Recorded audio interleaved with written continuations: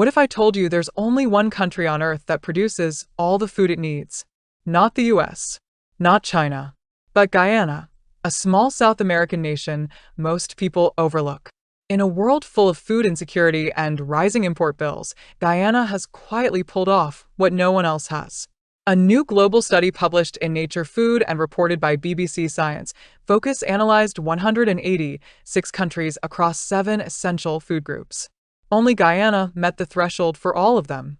This includes meat, dairy, fish, vegetables, fruits, starchy staples, and plant-based proteins.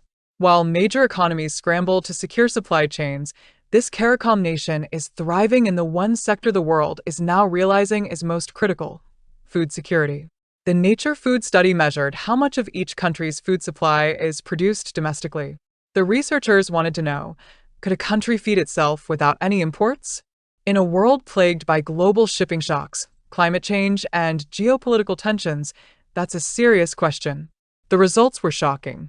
Superpowers like China and Vietnam came close, covering 6 of the 7 food categories, but only Guyana managed all 7. Even agricultural giants like Brazil and the US fell short in 1 or more food groups. This makes Guyana a global outlier, not just in the Caribbean or South America, but in the entire world. It's a monumental achievement for a country with fewer than 1 million people. This didn't happen by accident. Since 2020, Guyana's government has increased its agricultural budget by 468%. Massive public and private investments have expanded rice, sugar, livestock, and aquaculture industries. Guyana also plays a leading role in CARICOM's Vision 25 by 2025, an ambitious plan to reduce the region's food import bill by 25% by 2025. As other Caribbean nations struggle with food dependence, Guyana is positioning itself as their regional supplier. And the land helps too. Guyana has vast, fertile river valleys and access to fresh water. Combine that with political will, regional demand, and oil revenue to fund diversification, and you get a country that feeds itself, and might soon feed the Caribbean. This news couldn't come at a more urgent time.